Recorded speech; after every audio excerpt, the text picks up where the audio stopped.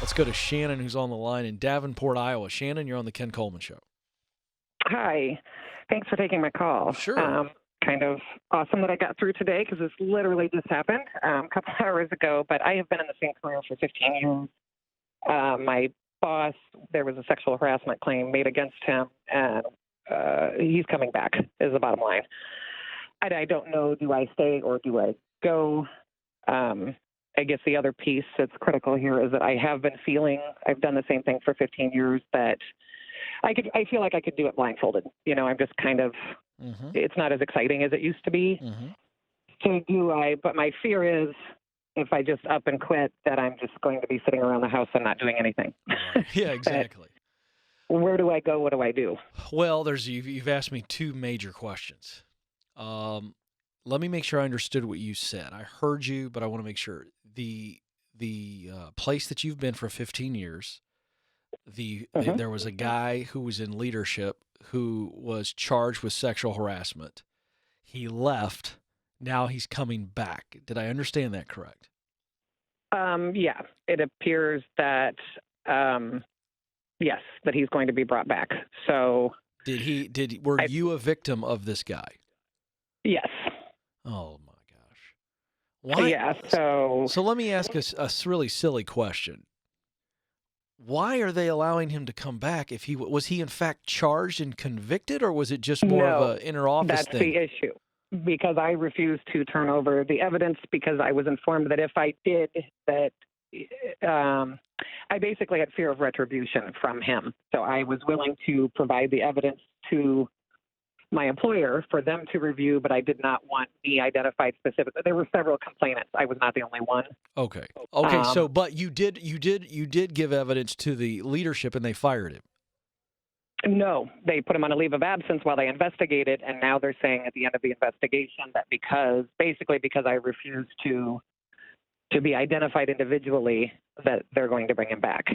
There were multiple complaints about his management, period, not just the sexual harassment. Of course. I mean, I believe everyone in the building said that there were issues. Okay, so when this guy comes back, how long ago was this? How long has he been on leave? He's been on leave for about 2 months, so he will come back at the start of next semester, January 9th. Okay, well, now, so Shannon, we got two things we got to address. Where you go next, we'll get to that. But I'm gonna give you advice as though you were my wife, and I'm gonna tell you right now,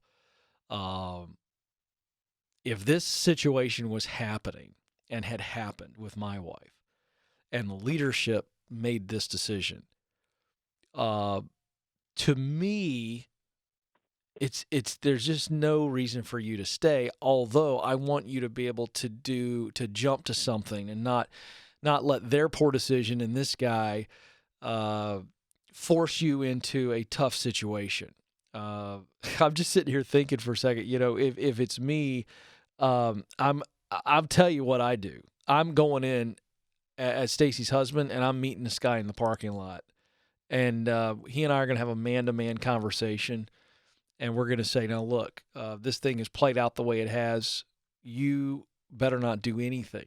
Don't say anything. Don't do. I mean, you just need to be almost out of your mind careful around my wife right now.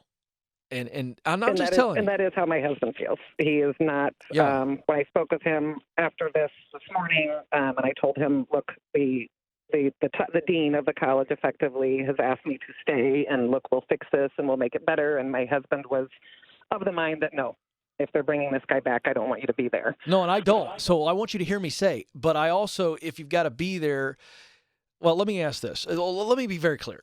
I want you to leave. If you're my wife, I'd want you to leave. But I'd also say if you got to wait 2 weeks or something, I just don't want to I wouldn't want to throw my financial situation into chaos because of this creep coming back to work, because they know about it. My job does not financially support the family at all. Well, then I only work 15 hours a week. Oh, so, okay, good. That was my next question. So financially, I can't afford to leave my job and not work. All right, so but then my fear is we do have children, and 2 of whom are going to be going to university in the fall. So I would like a job. If I leave this one, I would like a replacement job by August to help pay college tuition. And that's where I was going. So here's my question. Can you exist in the workplace with this dude for 2, 3, 4 weeks until you land something else? Yeah. I mean, we will be on break. The semester ends next week anyway. So, I mean, I've got a few weeks here. Oh, well then, so here's what I would say. I don't want you to ever be in that office with that guy again. That's my take, since you don't need the job. And there's nothing for you to fear. So let's now move on. This guy needs to be in your rearview mirror. So since you're not going to have to be in the place with him, stay on board, bank that extra money, and now start actively looking for someplace else. Okay? So this job. That's hard. I understand. But you asked me what I think, and what I think is you ought not be in the same place as this guy. But you're a big girl, okay? And you know what? Look, I don't tell Stacy what to do, but in this situation, if you were my wife, I'd say I don't want you there at all, and there's nothing to be afraid of. We can find another job. You've already told me that you don't need the money, so it's just a function of getting in a healthier environment. But I see no future there. It's just a weird dynamic. It's beyond weird. There's no textbook for how to handle a situation like this. And so, well, like I said, there were management issues with him aside from that. So that's my concern, is that just working in that environment. So I don't know why every aspect will not be good. Why are you dragging your feet? Why are you saying, "Oh, Ken, it's hard"? I have loyalty to my students. Tough. You know, they're tough. You know what? I feel bad for my students. I know that it will bother them tremendously if I don't return. I get it, but do you want them to see you and as it's what I've done for 15 years, and I just don't know what else I'm really qualified to do at this point. Well, that's crazy. You're very qualified to teach in a multitude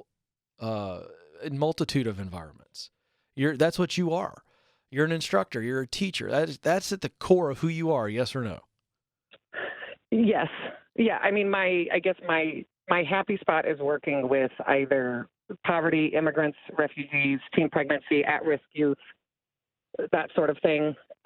Yeah, but I mean, are you telling me that kind of my passion? Right, but you're telling me that the only place to be able to work with them is where you're at now? You know that's not true. It's the only place I've ever been. So I know, yeah. but Shannon, listen, I'm your friend. I'm so glad you called me today. You're just scared of the unknown, but you don't need to be. And I'm not saying that to make you feel silly. I'm saying that to empower you. You don't need the money, so you've got some independence to be able to get out of a toxic environment. I do understand the heart connection that you have with your students. I really do. But don't you think they would respect you even more if you do what you should do to protect your dignity? The respect that you deserve as a woman? They're going to respect that. You hold your head high. Don't you look back at all. And then this idea that you can't teach and instruct the type of people that you want to teach anywhere else is also nonsense. You know that. So I get it. You know exactly what you're supposed to do. Finding another opportunity to do that in a healthy environment where you don't have a management problem above you who not only is a bad leader, but is a creep. It doesn't respect you. Professionally or physically. Get out of Dodge. Make the change today, right now. It's not worth it.